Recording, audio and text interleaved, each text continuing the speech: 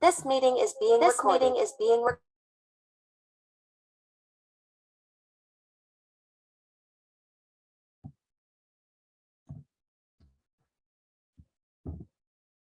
Un cordial saludos para todos. En nombre de la Facultad de Psicología y la Oficina de Egresados, les damos la más cordial bienvenida a este encuentro que nos convoca esta tarde. Les recordamos mantener silenciados los micrófonos para evitar interferencias en el desarrollo de la charla y también los invitamos para que al final aprovechen este espacio realizando sus preguntas o también aportes. Sin más preámbulo, entonces le damos la bienvenida a Sara Álvarez Serna. Ella es psicóloga, magíster en gestión humana para organizaciones saludables, con estudio complementario en neuroeducación. Sara también se ha desempeñado como docente, consultora empresarial en el campo de la psicología, del trabajo y de las organizaciones. Muchas gracias, Sara, por acompañarnos y tienes la palabra para que iniciemos con esta importante charla. Pues bueno, buenas noches, muchas gracias, Catherine, buenas noches para todos, un placer para mí acompañarlos en este espacio. Catherine, ¿me dejas compartir, por favor, para iniciar? Bueno, entonces, la idea de esta conferencia nace de ver la necesidad que tenemos en muchas organizaciones donde cada día invertimos muchísimo en procesos de capacitación, en procesos de entrenamiento e incluso en los momentos en que asistimos a ciertos espacios formativos que son gratuitos, por ejemplo esta conferencia, también el estar aquí implica una inversión en tiempo, pero vemos que muchas veces no se obtienen los resultados que se están esperando a partir de esos procesos de capacitación, que entonces no se logra como que trascienda de ese espacio formativo hacia el puesto de trabajo. Y por eso entonces se genera este reto que es, bueno, ¿cómo vamos a aplicar en nuestra cotidianidad de trabajo lo aprendido durante la capacitación? Entonces, para ello nos vamos a valer voy a explicarles algunas estrategias que hemos ido construyendo a partir de algunos postulados de la neurociencia y de cómo aprende nuestro cerebro. Para ello, me gustaría iniciar hablando de una situación que ha venido pasando y es que hay unos resultados de investigación que se han ido popularizando, pero que se han ido malinterpretando a la hora de irlos aplicando. Eso es lo que conocemos como neuromitos, es decir, concepciones erróneas de cómo funciona nuestro cerebro y de cómo funcionamos o aprendemos los seres humanos para esos procesos de aprendizaje. Entonces, quisiera iniciar repasando estos neuromitos con ustedes para ir aclarando punto por punto. Lo vamos a hacer de la siguiente manera. Les voy a enviar por el chat un link para que ustedes puedan iniciar. Me imagino que a estas alturas ya muchos conocemos las aplicaciones de encuestas. Aquí vamos a ver, vamos a ingresar y voy a ir pasando unas afirmaciones que se han hecho con respecto a cómo aprende nuestro cerebro. La idea es que nosotros podamos determinar o responder allí si consideramos que son verdaderas o falsas. Esta respuesta va a ser anónima, la aplicación les va a asignar a ustedes una respuesta, un nombre al azar, un nickname al azar, perdón, para que ustedes puedan simplemente ingresar. Entonces allí les envié el link para que podamos ingresar y cuando ingresemos todos, ya puedo iniciar las preguntas. Vamos a ir viendo en la pantalla lo que pensamos, si de verdadero o falso, y les voy a ir explicando cada una de esas afirmaciones, pero para que podamos ir pues como contrastándola con nuestros propios conocimientos. Una vez que le dé iniciar, en el dispositivo que ustedes ingresaron, sea en su teléfono, sea en el computador, va a aparecer la frase y ustedes pueden elegir ahí si consideran que es verdadero o falso. Vamos a tener 30 segundos para responder por cada afirmación o hasta que la totalidad de las participantes hayan respondido frente a la afirmación. Y si hay alguien que pasó no pueda ingresar al link, entonces lo invito a que haga el ejercicio, ¿cierto? Que anote en la libreta que tenga, etcétera, si considera que es verdadero o falso para que pueda ir haciendo pues, el ejercicio. me interesa que todos puedan ingresar al link para que veamos el contraste, ¿cierto?, de los pensamientos que tenemos frente a estas afirmaciones. En este momento van 6 personas, ya vemos 14 personas en la sala, les voy a dar unos minuticos más para que puedan ingresar.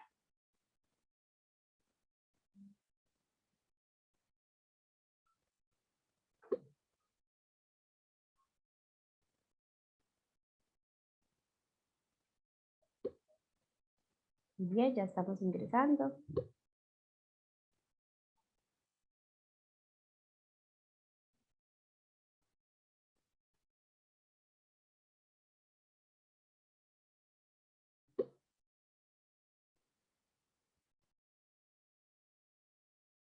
Voy a entrar ahorita, entonces me voy a eliminar a mí misma. Bien, un par de más de personas que se nos unan para iniciar.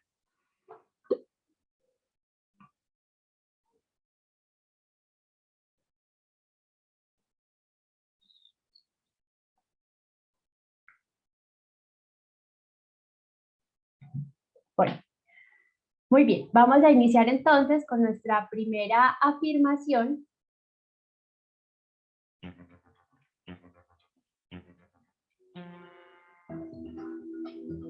Y dice,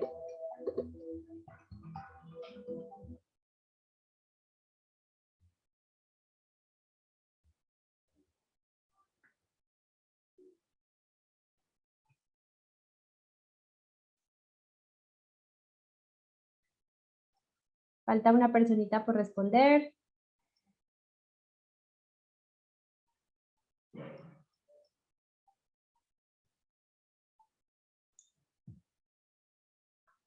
Bueno, vamos a ver las respuestas.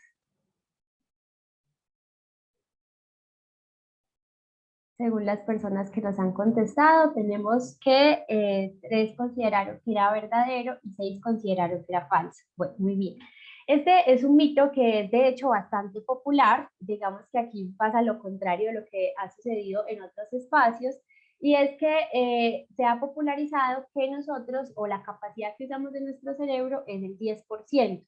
De hecho, lo han reforzado algunas películas, ¿cierto? Como Lucy, que es esta persona que secuestran y ponen pues como droga en su cuerpo para transportarla, y cuando se explota entonces se libera toda la capacidad cerebral. O esa otra película Sin Límites, donde el personaje toma una pastilla y ya automáticamente desactiva como parte de su cerebro y se vuelve un genio.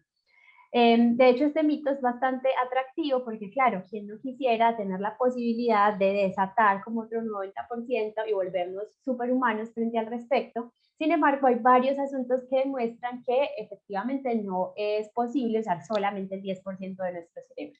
Lo primero es que si fuera así, si usáramos solo el 10% de nuestro cerebro, nosotros seríamos casi que inmunes a la mayoría de los daños cerebrales que existen, ¿cierto? Porque si se nos daña una parte de nuestro cerebro, simplemente utilizaríamos otro segmento que esté, pues, que no esté dañado, que esté en buenas condiciones, y el cerebro se reacomodaría pues allí en esas funciones, o estas funciones pues en esa parte del cerebro más bien.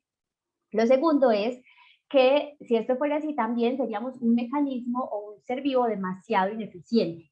Resulta que nuestro cerebro consume demasiada energía, consume una cantidad de energía muy alta. Es alrededor del 20% de la energía que nosotros consumimos diario, siendo en proporción al tamaño con el resto del cuerpo no tan amplio. Si yo, por ejemplo, peso unos 63 kilos y mi cerebro pesa alrededor de 1,5 kilos, entonces solamente ese 1,5 kilos de mí se gasta el 20% de la energía que yo tengo en mi día a día. Imagínense que tuviéramos ese gasto energético solamente para usar el 10% de nuestro cerebro. Y finalmente, este mito ha surgido por una mala interpretación de que cuando nosotros estamos en actividad consciente, o la cantidad de información que somos capaces de procesar de manera consciente llega a ser alrededor de un 10%, mientras que el resto de actividad está funcionando como debajo de la superficie, ¿cierto? De manera inconsciente, porque nuestro cerebro en este momento está poniendo a funcionar todos nuestros órganos, está poniendo a rememorar esas otras ideas de información anterior que teníamos para conectarla con esta que estamos en este momento y está generando ideas o memorias nuevas en este momento. Entonces miren que es mucha información, entonces la capacidad que tenemos de procesar esa información como en nuestra conciencia es mucho más lento ese procesamiento que en el inconsciente, entonces no logramos procesar toda esa cantidad de información. De ahí sale pues como este neuromito, pero realmente nosotros utilizamos el 100% de nuestro cerebro. Vamos a nuestra próxima pregunta.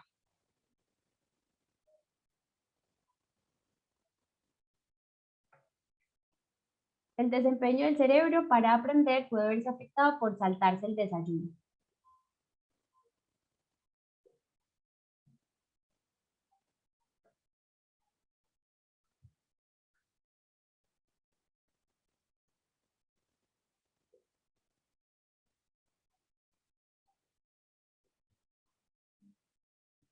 Ah, se acaba el tiempo.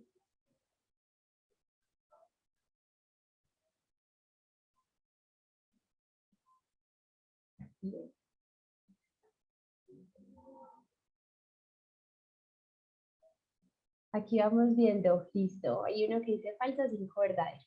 Bueno, resulta que el desayuno es una parte fundamental de nuestra cotidianidad.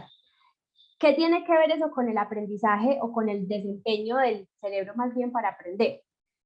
Que, como su nombre lo indica, desayuno, nosotros venimos de un periodo largo de ayuno y en ese momento es que estamos ingiriendo los alimentos, que es de donde nosotros sacamos esa energía que tenemos para funcionar en nuestro día a día.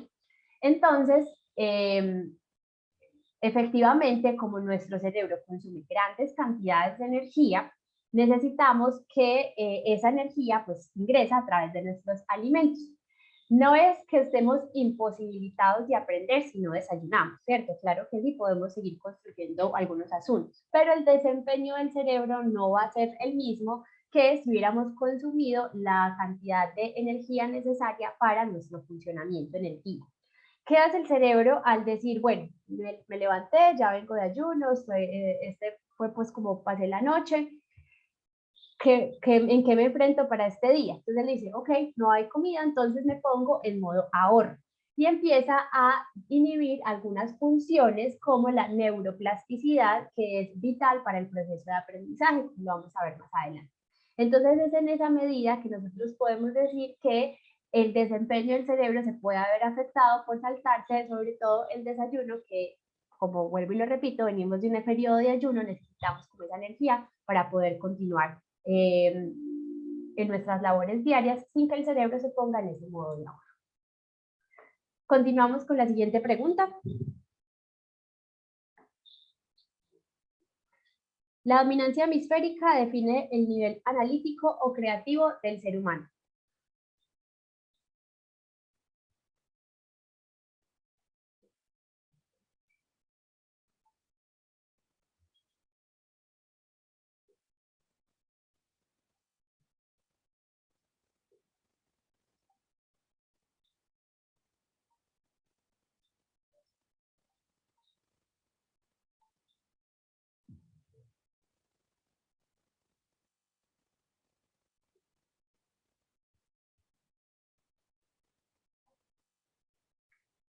Bien, aquí 6 dicen falso, 2 verdadero. Muy bien. De hecho, este es uno de los mitos más populares, ¿cierto? Que nuestro hemisferio izquierdo tiene unas características y nuestro hemisferio derecho otras características.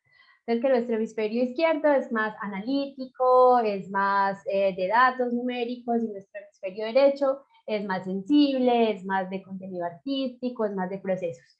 De hecho, hay muchísimas organizaciones que se dedican a hacer capacitaciones o formación que afirman que sus procesos están basados en esta teoría, donde dice que existe una dominancia hemisférica y que cada uno de esos niveles tiene unas funciones distintas. Pues bueno, se ha encontrado que efectivamente esta afirmación es falsa. Este mito nace de los estudios donde se han demostrado ciertas áreas especializadas en nuestro cerebro.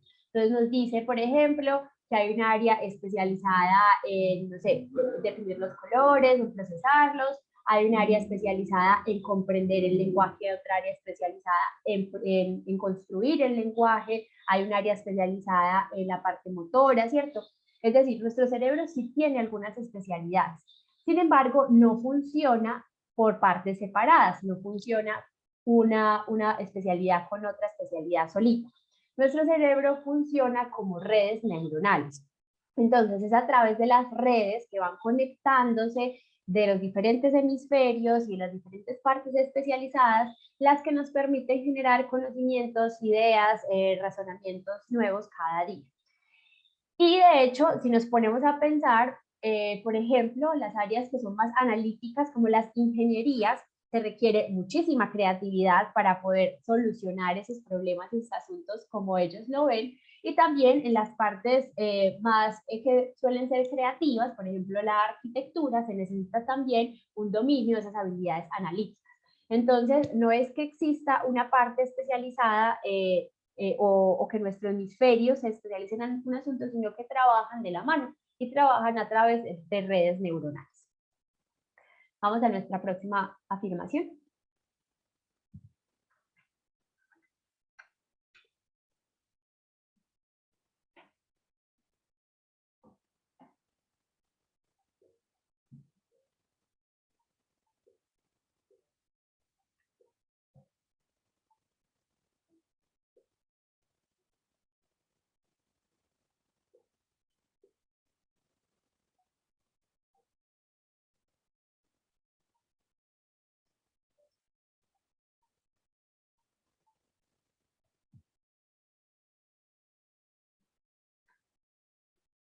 Bien.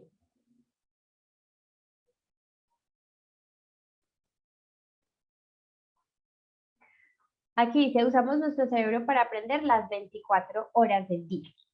Entonces, efectivamente, nuestro cerebro está en funcionamiento las 24 horas del día.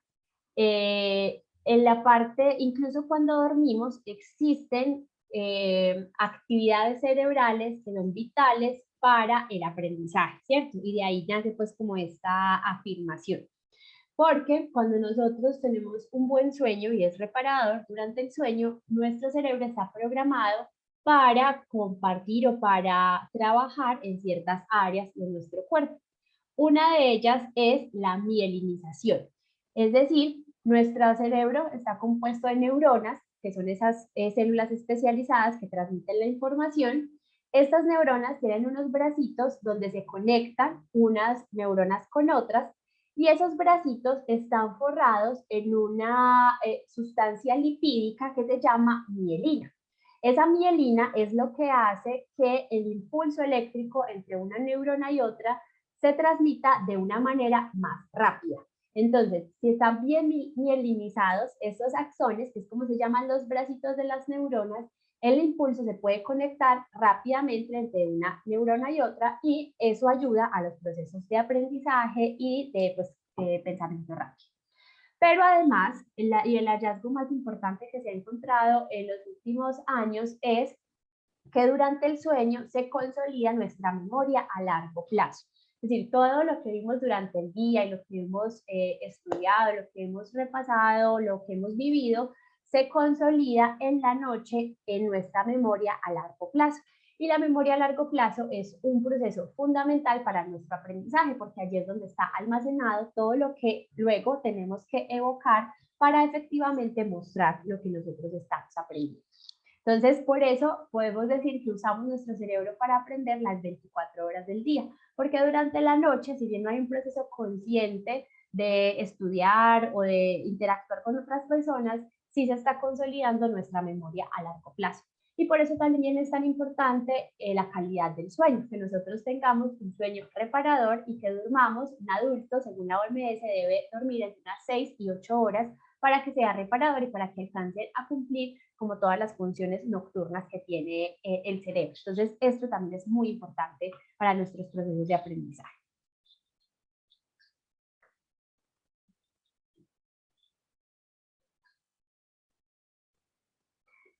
Dice, el uso de estilo de formación preferido favorece un mejor aprendizaje.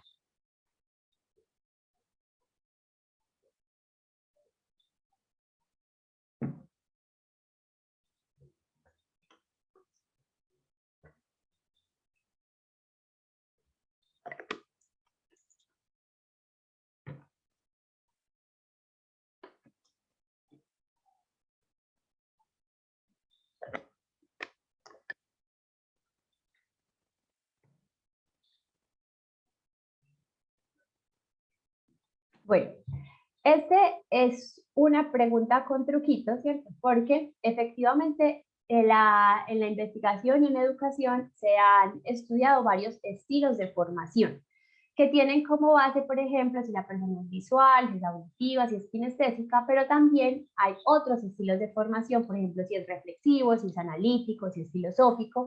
Es decir, existen muchísimos estilos de formación.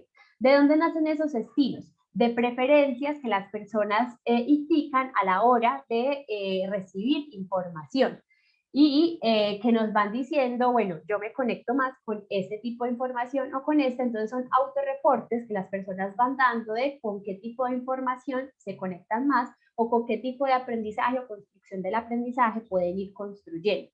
Porque no solamente está el visual, auditivo, kinestésico, que es como el más esparcido, sino que hay otras clasificaciones. Entonces, en un estudio que se hizo con muchos escáneres de personas, encontraron que efectivamente no había un estilo que predominara para hacer mejor el aprendizaje de una persona, que de hecho el hallazgo de otros estudios es que la combinación de información es lo que favorece el aprendizaje, es decir, que haya información que sea visual, que haya información que sea auditiva, que haya información que sea kinestésica o analítica o reflexiva o filosófica, y que esa combinación es lo que favorece el aprendizaje para las personas realmente. Entonces puede ser que a través de la experiencia o percepción individual de la persona se conecte mejor con un tipo de información, pero no existe ninguna estructura cerebral que demuestre que existe un estilo de aprendizaje, es decir, no hay una conexión neuronal que diga estas personas son visuales, estas personas son auditivas, y en la investigación de cómo aprendemos mejor se ha encontrado que es la combinación de esas informaciones las que favorecen el aprendizaje para las personas, ¿cierto? Entonces, nos suena muy familiares sobre los estilos de formación porque se ha estudiado y hay unas como preferencias de las personas, pero no se ha encontrado ninguna base neuronal que sustente que efectivamente tenemos un estilo de aprendizaje neuronalmente hablando y lo que favorece el aprendizaje es la combinación de estas metodologías de enseñanza.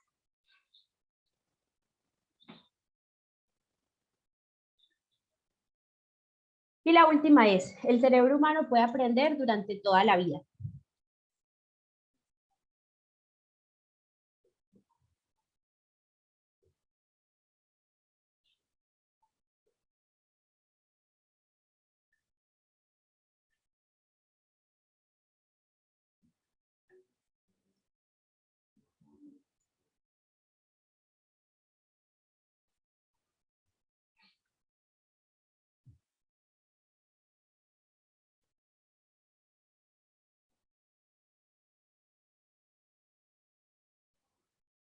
Muy bien, excelente que todos los que respondieron digan verdadero, porque si no, no tendría sentido que estuviéramos acá, ¿cierto? Tendríamos como una fecha de expiración para el proceso de capacitación y de enseñanza. Resulta que este sí fue, existió algún tiempo un mito que decía que las personas mayores o en la vejez ya no podíamos aprender. De hecho, hay refranes que lo sustentan, como loro viejo no aprendí a hablar, ¿cierto? Y eso se había creado por la idea de que nuestras neuronas van muriendo y ya no las recuperamos. Entonces, al respecto, hay varias cosas que decir. Primero, los hallazgos más recientes han encontrado que de hecho existe la neurogénesis, es decir, hay zonas de nuestro cerebro donde sí nacen nuevas neuronas en ciertos momentos de la vida. Y segundo, que no depende de la cantidad de neuronas que nosotros tengamos, sino de las conexiones que existan entre esas neuronas. Evidentemente, el proceso de aprendizaje puede volverse más complejo cuando incrementamos en edad por el envejecimiento natural de nuestro cerebro. y porque esas conexiones, al perder esa mielina del que les hablaba, pues ya no son tan rápidas las conexiones y puede que nos demoremos más procesando, por ejemplo, la información. Sin embargo, sí tenemos esa capacidad de aprendizaje gracias a la neuroplasticidad, que es una de las que les quería contar el día de hoy. Entonces, voy a cambiar nuevamente aquí. Esperen un minuto, por favor.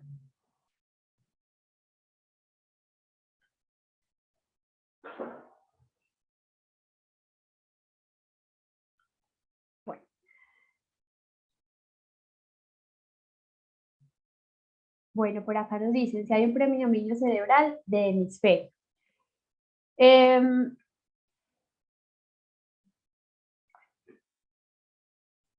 Yo no sabría responder si existe algún predominio de alguna manera en algunas funciones, ¿cierto? Porque eso ya es un asunto pues como más médico y neurológico del que no tengo conocimiento.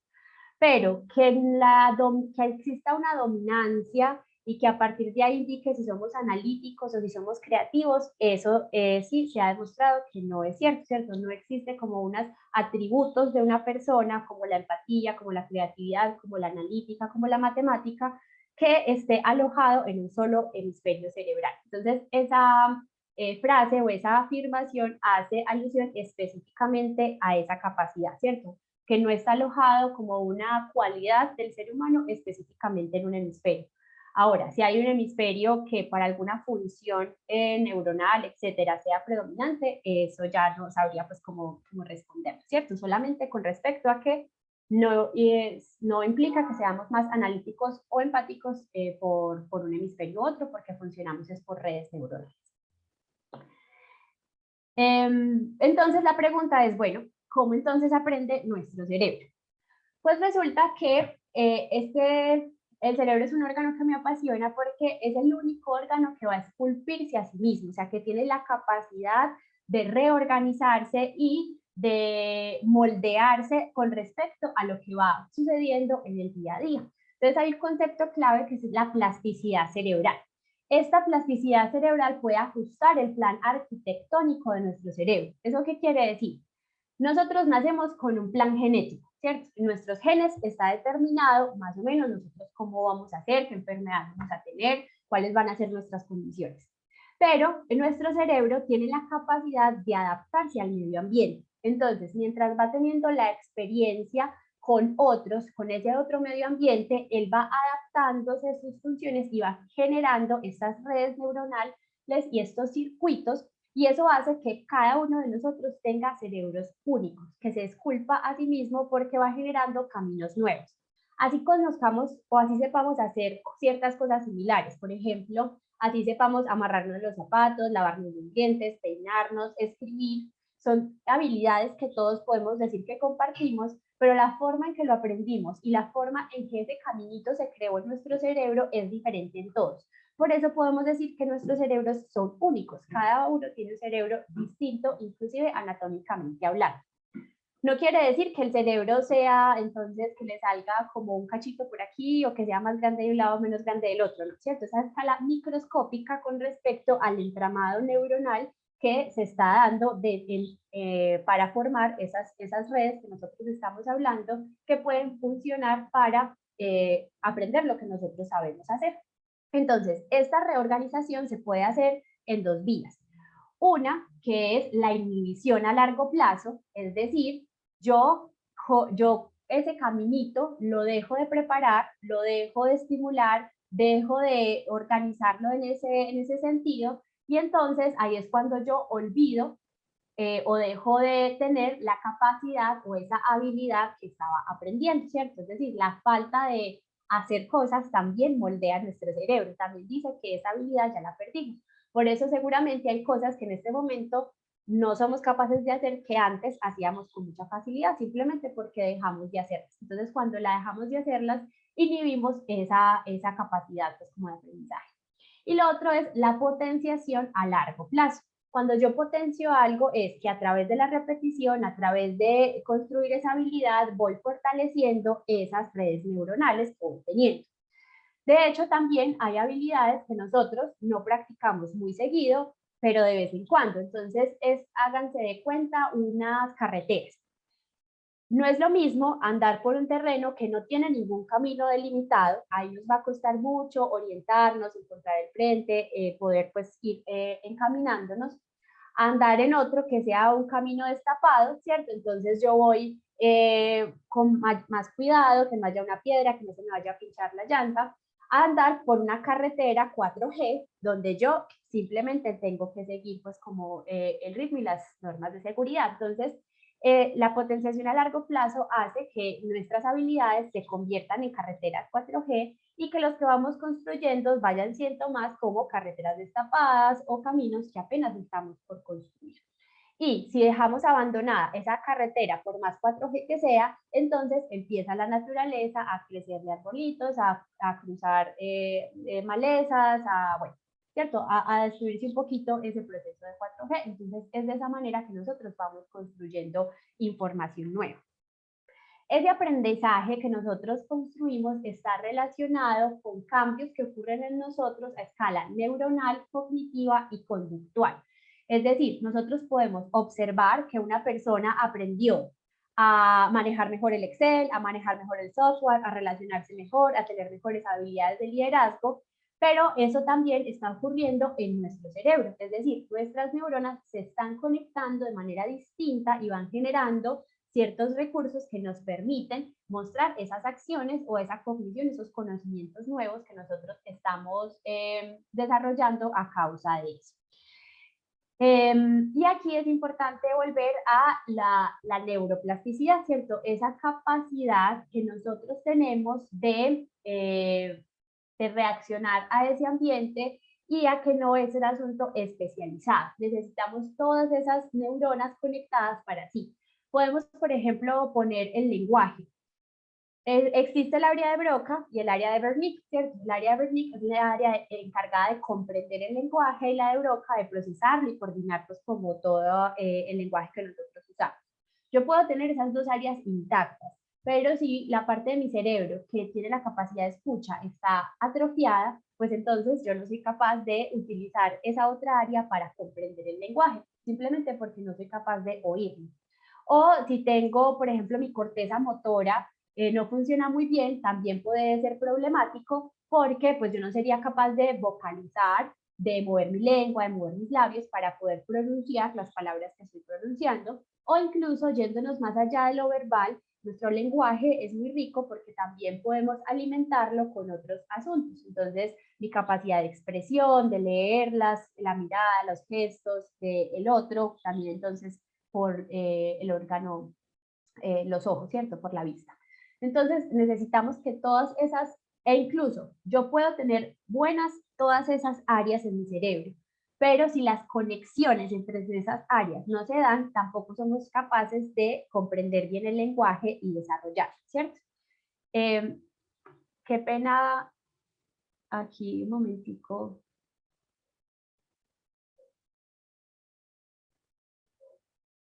Lo que pasa, Ernestina, qué pena, quería hacerlo privado, pero tienes la cámara encendida. No se me permite deshabilitarlo en privado. Bien. Bueno, incluso si tenemos todas nuestras áreas del cerebro buenas, pero esas conexiones no se dan, no se ven atrofiadas por alguna manera, somos incapaces de generar ese comportamiento, esa habilidad o esa acción concretamente, ¿cierto? Entonces, de ahí la importancia de esas redes y que la red es como el alma del cerebro. Ahora, después de conocer todo eso, entonces, ¿qué puedo hacer ya concretamente en mi organización para favorecer que las personas apliquen lo que aprenden o lo que ven en estos espacios en su puesto de trabajo? O yo mismo, cuando asisto a un proceso de capacitación o cuando asisto a algún programa de formación, ¿qué puedo hacer para mejorar pues, mi aplicación de lo aprendido? Entonces, vamos a ver algunas estrategias y les voy a ir explicando pues, en qué procesos se van fundamentando de acuerdo a lo que vamos conociendo de cómo funciona nuestro cerebro. En todo caso, es importante señalar que estamos en la era del estudio del cerebro, ¿cierto? Entonces, estas investigaciones van avanzando muy rápido y seguramente vamos a poder conocer muchísimas más cosas en los futuros años.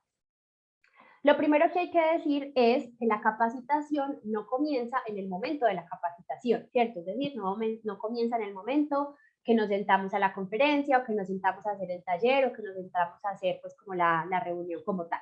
Empieza desde el momento mismo que nosotros identificamos la necesidad y queremos construir una solución a esa necesidad.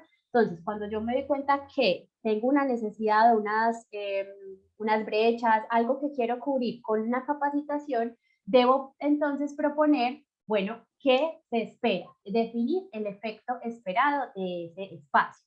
Entonces, si yo le pongo a unas personas a un curso de oratoria, a un curso de Excel, a un curso de liderazgo, espero que tengan mejores habilidades empáticas, que se expresen mejor en público, que sean más rápidos y eficientes, ¿cierto? Definir qué es lo que yo espero de ese proceso de formación va a ser lo primero que necesito.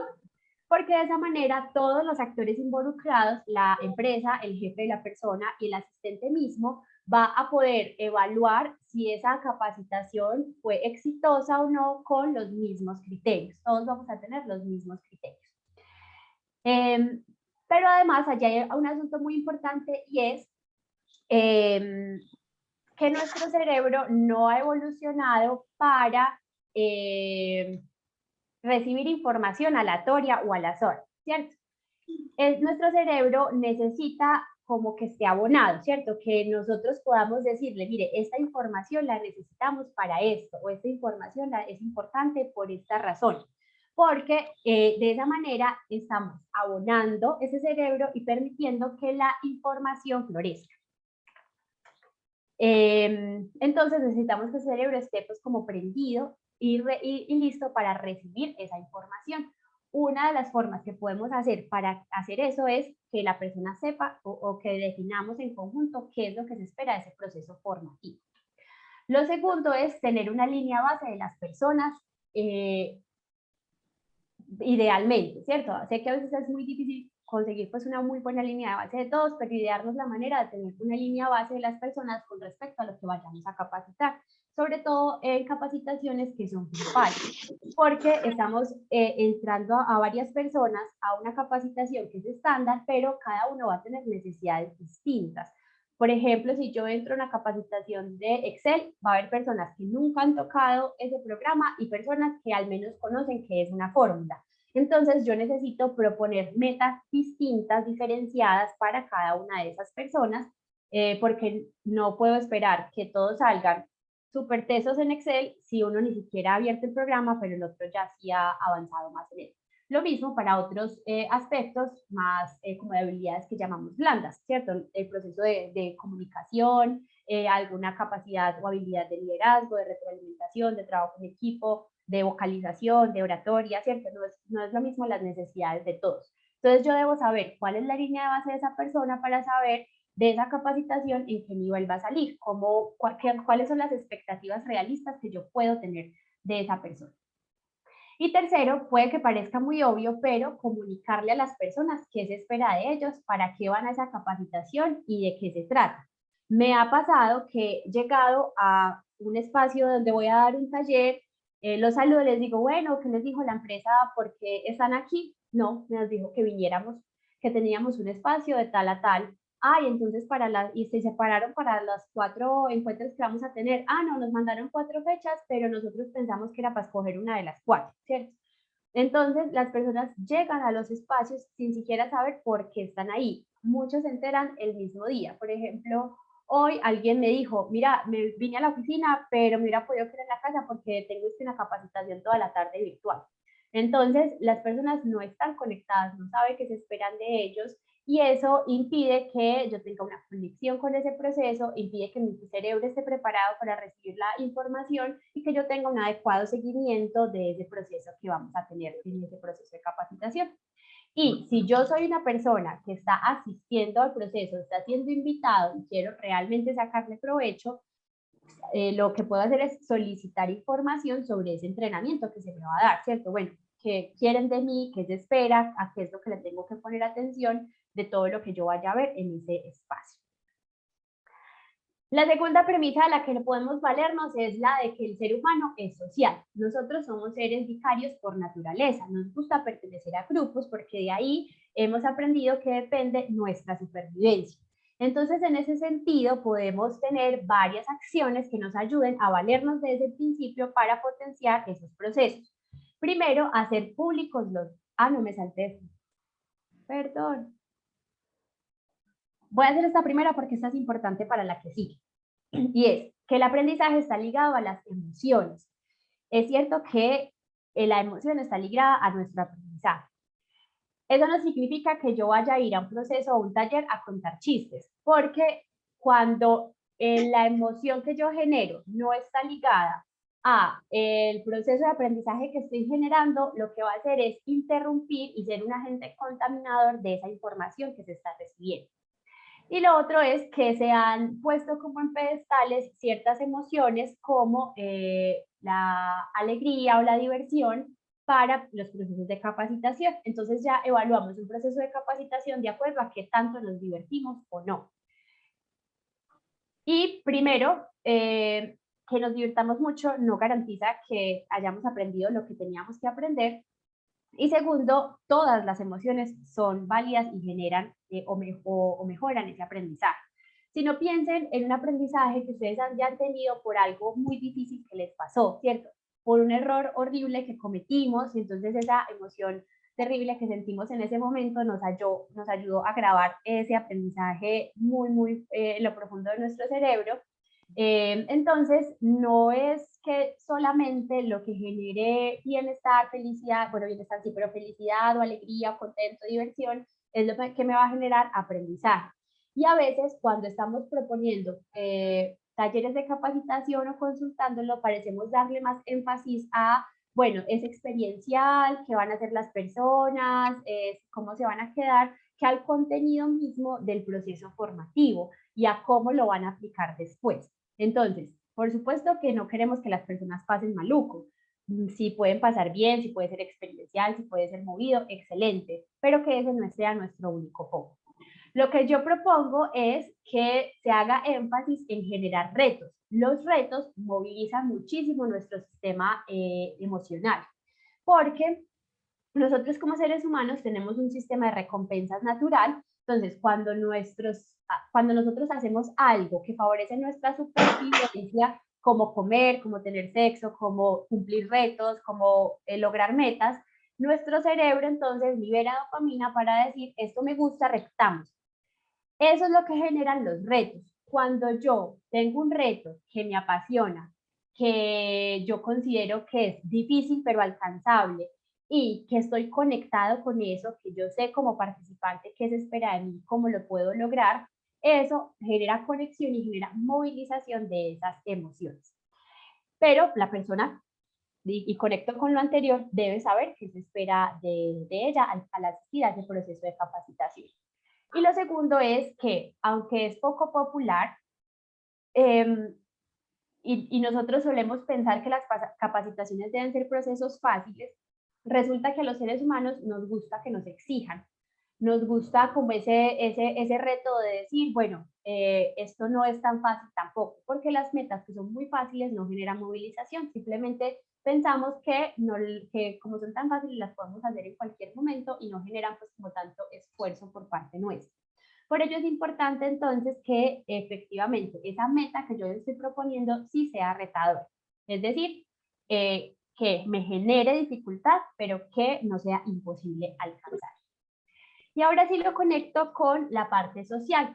Eso de hacer públicos los retos o compromisos tiene que ver con el anterior. Entonces, si yo le estoy diciendo a esta persona que va a participar en este proceso de capacitación, que tiene este reto y que al final del proceso lo que yo quiero ver es esto en su puesto de trabajo, y eso lo hace público, ya sea en su equipo de trabajo o en la organización o con su grupo primario, eso hace que esta persona se sienta como un poquito obligada a hacerlo porque pues ya dije públicamente que lo iba a hacer. Especialmente si esa información la compartimos con personas que generan mucha ascendencia o generan mucha admiración por parte nuestra. Cuando tenemos a una persona que le tenemos mucho cariño, que le tenemos mucha admiración y le contamos que queremos cumplir con ese reto, eso hace que nosotros nos sintamos como un poquito más obligados a efectivamente cumplirlo por esa necesidad como de pertenencia y de adherencia a ese grupo de trabajo, o a esa persona, o a ese convito, como decimos nosotros pues en paisa, ¿cierto? Entonces, hacer público esos compromisos. Lo segundo es incentivar los socios de aprendizaje o compañeros de aprendizaje. No le digo mentor o madrina o padrino, como muchas partes lo llaman, porque eso implica que haya una relación más vertical, es decir, un mentor es del que yo puedo aprender. Un socio, un compañero es alguien que está como a mi mismo nivel, en el que los dos nos ganamos o perdemos en ese proceso de construir ese aprendizaje o de verificar si yo sí estoy cumpliendo ese reto o no. Entonces, pueden ser las dos, puede ser un mentor, pero me gusta la idea de que sean los dos pares movilizando ese proceso y verificando que sí estemos cumpliendo con ese reto que estamos cumpliendo. Y eso efectivamente se da si es un proceso de capacitación o entrenamiento a largo plazo o de varias sesiones, se puede hacer durante todo el proceso o para después del proceso de entrenamiento, ¿cierto? Es una acción que se da después. Y por último, mostrar que la mayoría de las personas están llevando a cabo el comportamiento deseado. Nos guste o no, nosotros como seres humanos solemos modificar nuestro comportamiento, nuestro pensamiento para encajar en un grupo que nos llama mucho la atención o al que queremos pertenecer. Entonces, normalmente nos gusta hacer lo que la mayoría de las personas están haciendo. Así lo hagamos de manera inconsciente, así no nos guste admitirlo, es una tendencia que como seres humanos tenemos. Entonces, yo puedo, si tengo un comportamiento que quiero que la mayoría de las personas en mi organización o en mi equipo de trabajo ejecuten, puedo mostrar lo que la mayoría está haciendo. Ojo, no se trata de decir mentiras, ¿cierto? No se trata de decir que si yo quiero que las personas reciclen, entonces voy a decir que todos están reciclando cuando no es cierto. No, es de la información que tengo, cuál me favorece mostrar, porque la mayoría de las personas están llevando a cabo ese comportamiento. Entonces, es ser selectivos o ser estratégicos en esa información que nosotros estamos compartiendo. Y de esa manera, estos procesos, este puede ser durante o después, estos son después del proceso de capacitación, entonces reforzamos que esa información que recibimos allá logremos aplicarla o al menos se aumente la posibilidad de que se aplique en el puesto de trabajo. Otro proceso importantísimo para cuidar es el proceso atencional, ¿cierto? Nuestra atención es la puerta de entrada de la información que nosotros recibimos, pero es un proceso muy delicado y en el mundo en el que vivimos está constantemente peleándose por nuestra atención. Entonces, constantemente las aplicaciones están dando notificaciones, los llamados, las personas del lado, los anuncios, ¿cierto? Estamos saturados en ese proceso. Y tenemos como una falsa creencia de que un proceso de capacitación debe llamar de manera natural nuestra atención. Es decir, claro, lo que vemos allí debe ser interesante y debe presentarse de una manera que nos llame la atención efectivamente participar y proponer. Sin embargo, nosotros también somos responsables de la atención cuando debe ser sostenida en el tiempo, ¿cierto? Que podamos redireccionarla a ese proceso. Entonces, ¿qué podemos hacer para ayudar a ese proceso atencional? Reservar un lugar adecuado, ¿cierto? No es lo mismo tener una capacitación o una reunión en un lugar privado que no haya ruidos, en un lugar donde pasa muchísima gente, donde es la oficina del jefe, entonces le está entrando y saliendo, donde no podemos como ponernos mucha atención, donde las personas están incómodas. Y lo segundo, que me parece el más importante, es la cultura del respeto del tiempo, porque en muchas organizaciones ya se va volviendo como una enfermedad cultural.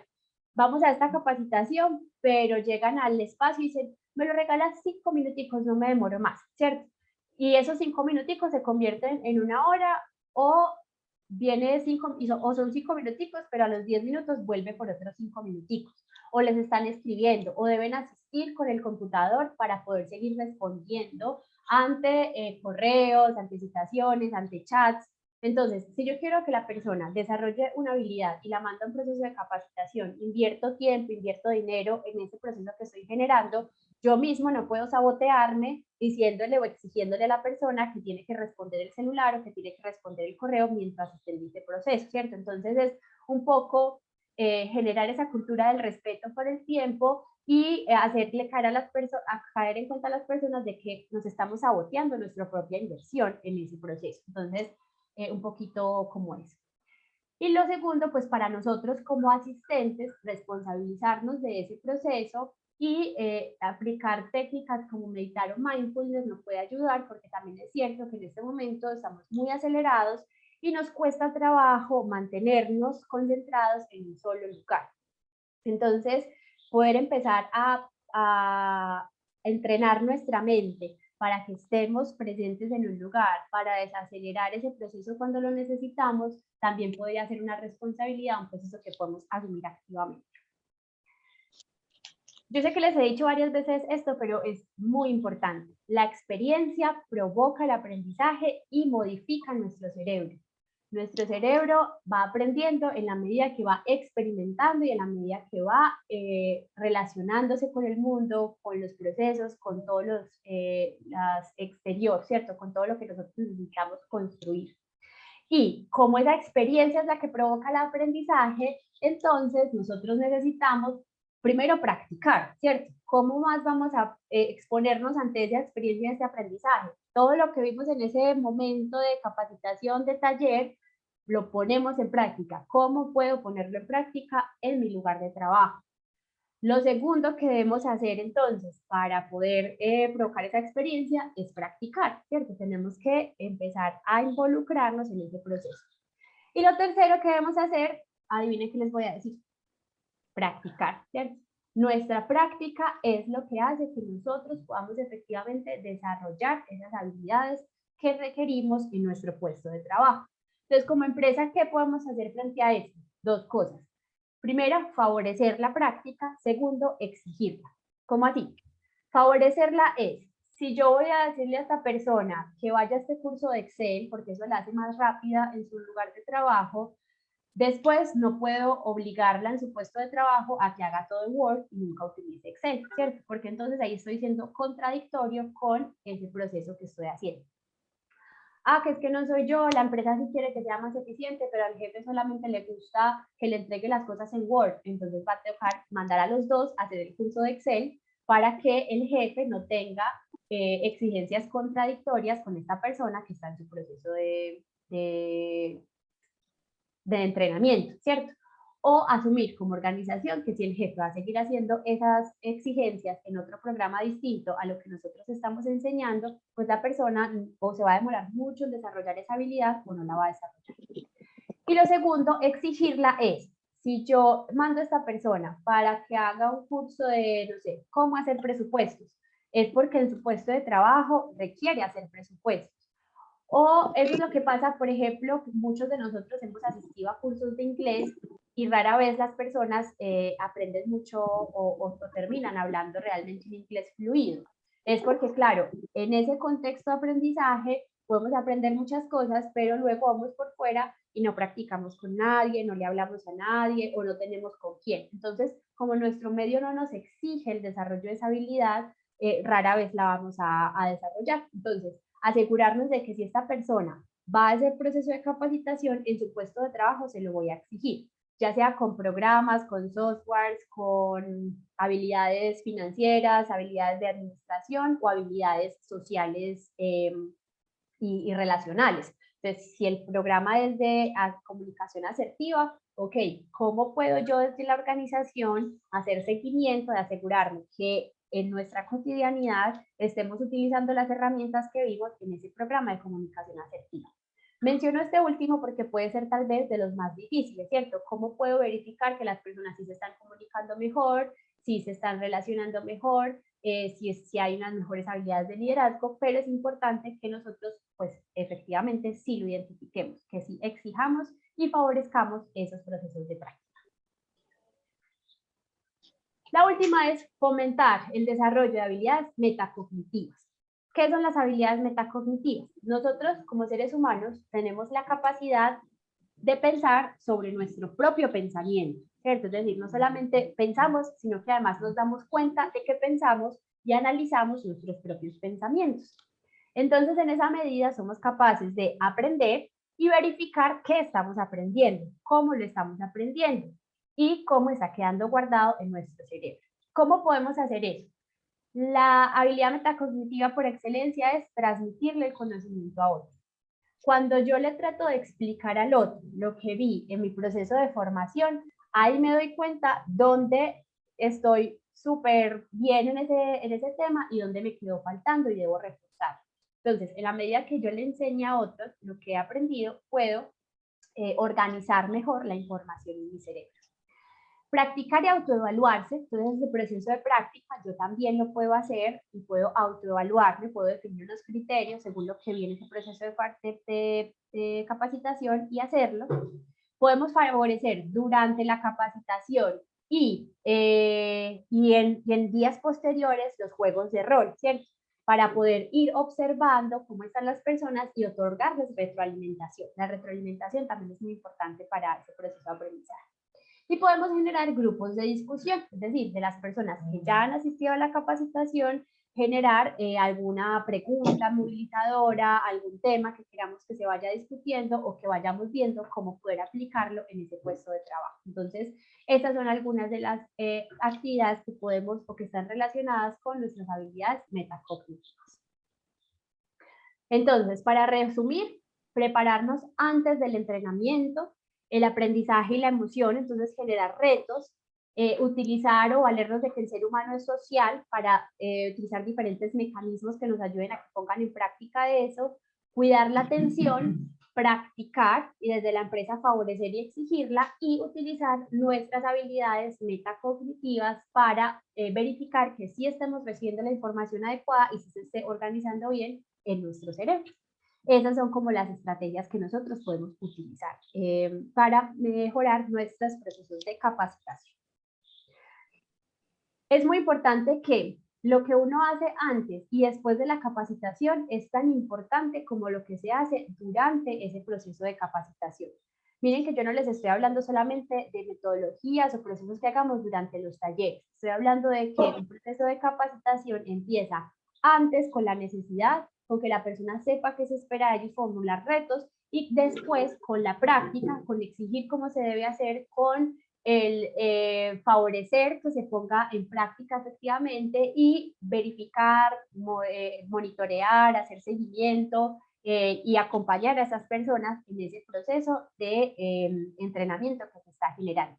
Entonces, cuando nos pensemos nuestros procesos de capacitación, no nos los podemos pensar como talleres aislados en el tiempo, sino como todo un proceso efectivamente del desarrollo de una actividad. Entonces, para el desarrollo de esta habilidad necesito poner este reto, hacer este taller, hacer este acompañamiento, verificar esto con el líder, evaluar este proceso, ¿cierto? Que sean varios puntos los que yo pueda proponer en mi plan de capacitación y no una actividad, un taller o un ejercicio de entrenamiento pues aislado en el tiempo. Ahora, resulta que tenemos un pequeño problema que necesitamos resolver. Hay algo que se llama la curva del olvido. Como les expliqué al principio, nuestra memoria a largo plazo es un proceso vital para nuestro proceso de aprendizaje porque pues de ahí es que vamos a poder guardar toda la información y evocarla luego.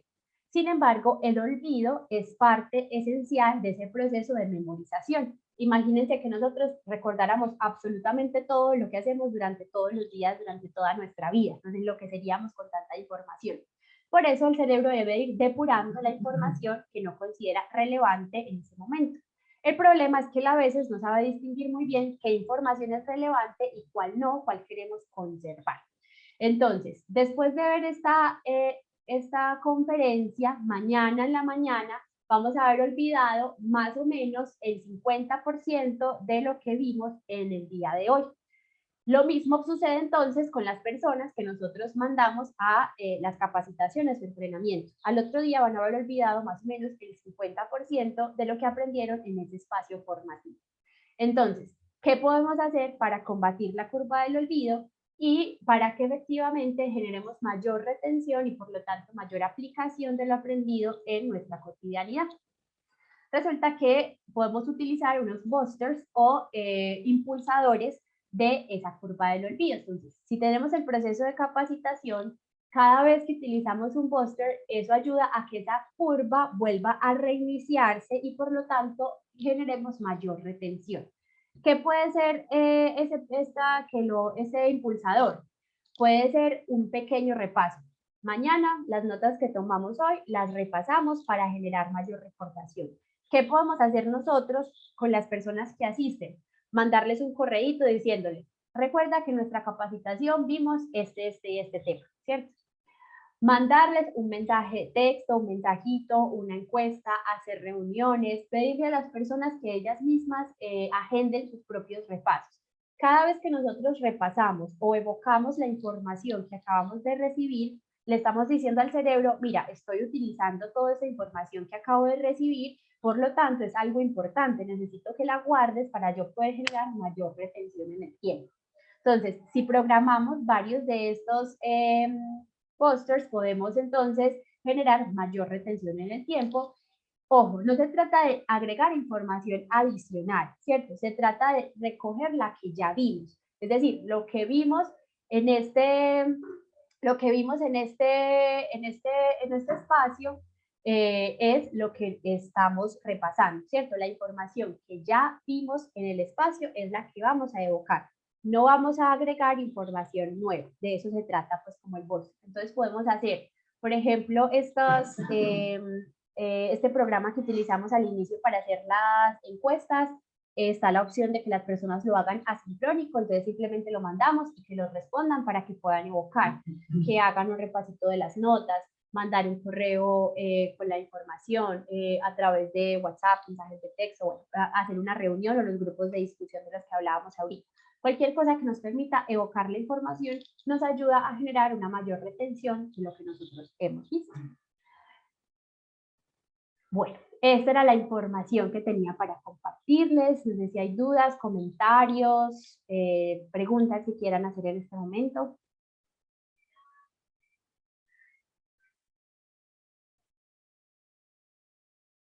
Bienvenidas, me las pueden hacer, me pueden abrir el micrófono o me las pueden dejar en el chat.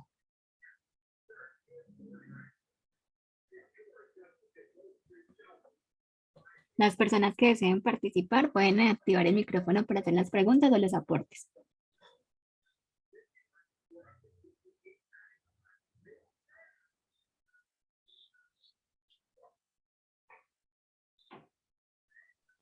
Bueno, yo quiero, buenas noches para todos. Yo soy pues Natalia y la verdad quiero darles las gracias por este espacio.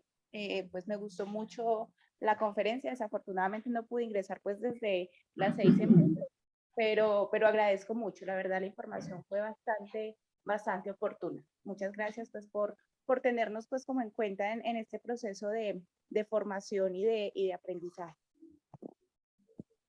Súper, Natalia, gracias a ti por asistir. Me alegra que la encuentres de utilidad.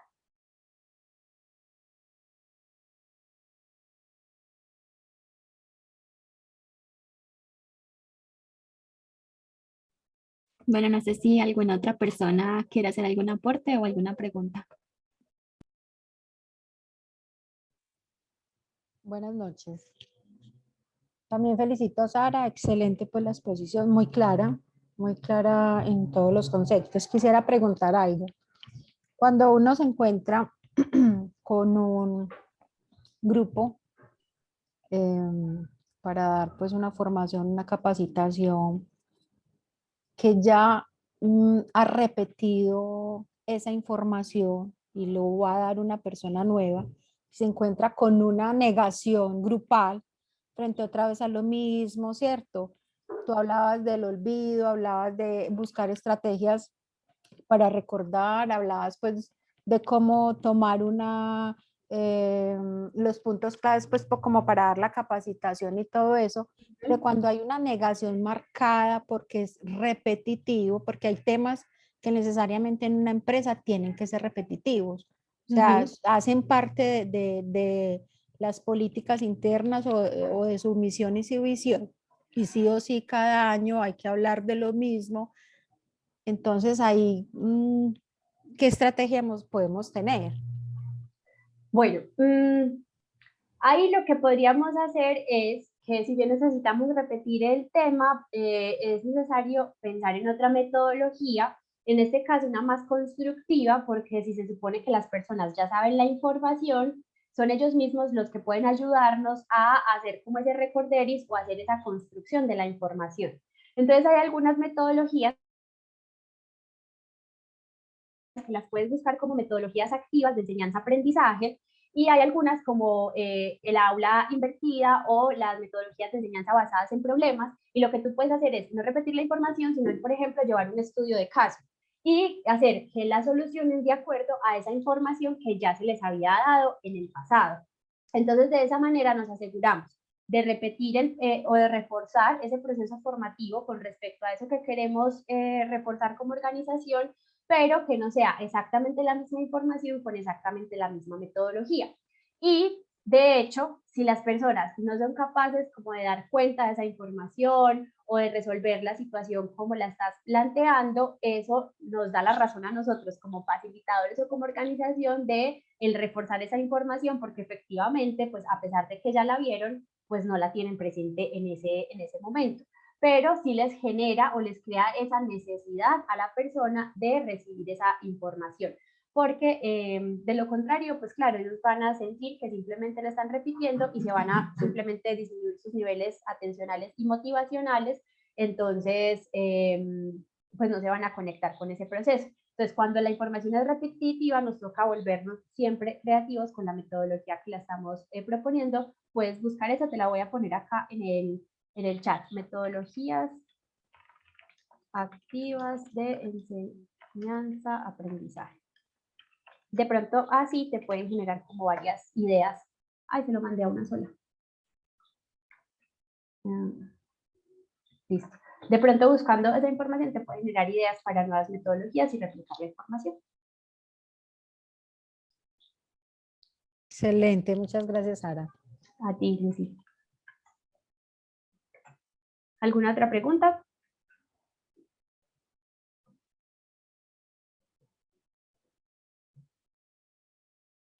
Bueno, en todo caso, en la última diapositiva, si le alcanzaron pues, a tomar el pantallazo, ahí están mis datos de contacto en caso de que alguien tenga alguna duda después, o nos puede pues, buscar en la universidad, siempre disponibles para ustedes. Mil gracias a todos por asistir.